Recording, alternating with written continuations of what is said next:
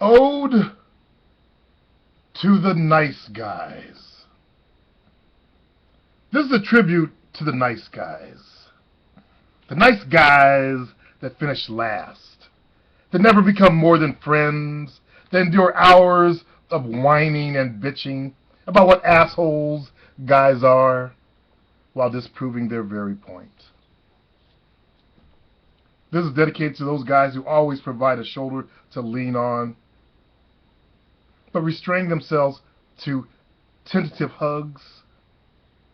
Those guys who hold open doors and give reassuring pats on the back and sit patiently outside the changing room at department stores. This is in honor of the guys that obligingly reiterate how cute, beautiful, smart, funny / sexy their female friends are at the appropriate moment, because they know most girls need that litany of support. This is in honor of the guys with open minds, with laid-back attitudes, with honest concern. You guys thought you had, because you had open minds, fellas, and laid-back attitudes? You're a nice guy. This is in honor of the guys who respect a girl's every facet, from her privacy to her theology to her clothing. Nice guys. This is for the guys who escort their drunk, bewildered female friend back from parties and never take advantage once they're at her door. For the guys who accompany girls to bars as buffers against the rest of the creepy man population. For the guys who know a girl is fishing for compliments but give them out anyway. For the guys who always play by the rules in the game where the rules favor cheaters. For the guys who are credited as boyfriend material but somehow don't end up being boyfriends. Yeah. For all the nice guys who are overlooked, underestimated, and underappreciated. For all the nice guys who are manipulated, misled, and unjustly abandoned. This is for you. This is for the first time she left 40 urgent messages on your cell phone, and you called her back. She spent 3 hours painstakingly dissecting 2 sentences her boyfriend said over dinner. Break. Does that sound like some of you guys who dissect everything a woman said and did and what I tell you to do? Did I not tell you to make her do that to you? Not you being the bitch? Huh? Do you guys remember that? I know you do. Yeah. Shall we continue? Let's. And even though you thought her boyfriend was a chump and a jerk, you assured her that it was all okay and she shouldn't worry about it. This is for that time she interrupted the best killing spree you'd ever orchestrated in a GTA 3 to rant about a rumor that romantically leaked her and the guy she thinks is the most repulsive person in the world. Remember, this was written in 2003. And she continues, even though you thought it was immature, nice guys say stuff like that. That's immature. And you had nothing against the guy. You paused the game for 2 hours and helped her concoct a counter rumor to spread around the floor. This is for you guys. You don't get any pussy, but I'm just going to give you a hand. That's all you deserve. I'm sorry, I don't mean to be rude to nice guys, but if you got a program that ain't working for you, It's stupid to continue the same program. Change the programming. This is also for the time that she didn't have a date. So after nervous vows that there was nothing serious between the two of you, she dragged you to a party where you knew nobody, the beer was awful, and she flirted shamelessly with you, justifying each fit of reckless teasing by announcing to everyone, "Oh, but we're just friends." God, it's gotta suck being a nice guy. Your life must be a living fucking hell. Oh, Jesus Christ! I don't think I can read any more of this shit. Oh, God, it gets worse. I'm starting to twitch now. I can see nice guys going off. I had no idea your lives are a living fucking hell. Being drugged to a party and then her fuck with you? And I say, "Oh, we're just friends." Damn, that must suck. You nice guys. And even though you were in... You know what? Nice guys probably leave a bad message on this video, but I'm sorry. I changed my program a long time ago. I was one of you guys. At least I was smart enough to change. What's your problem? Even though you were invited purely as a symbolic warm body for her ego, as I tell you guys, it's all about her, to make her feel good, not you feel good. No, it's not about you. It's about her and her feeling good. You don't matter. You're like a worm, a speck. It's about her feeling good. Does that not make you feel good thinking about that?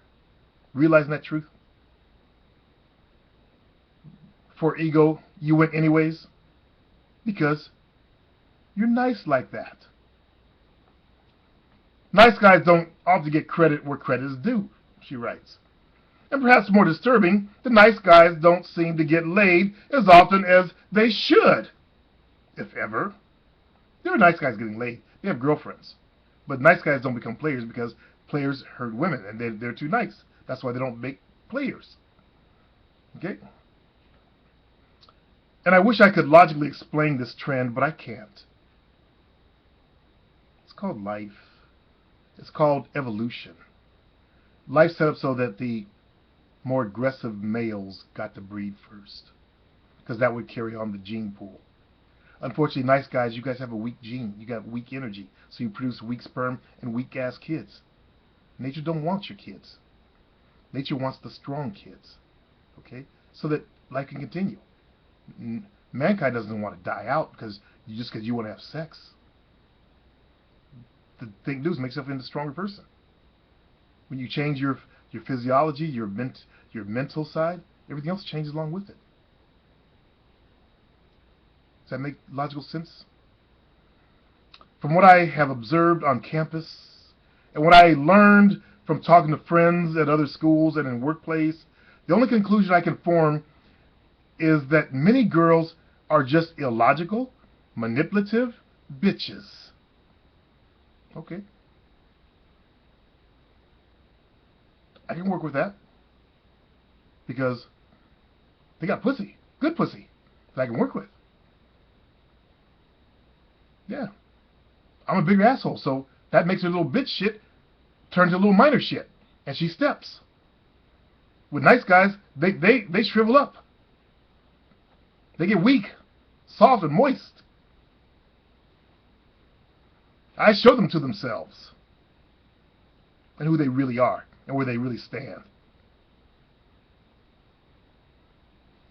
Many of them claim they just want to date a nice guy, but when presented with such a specimen, they say irrational, confusing things such as, "Oh, he's too nice to date." That means you have the sexual desirability of an ear.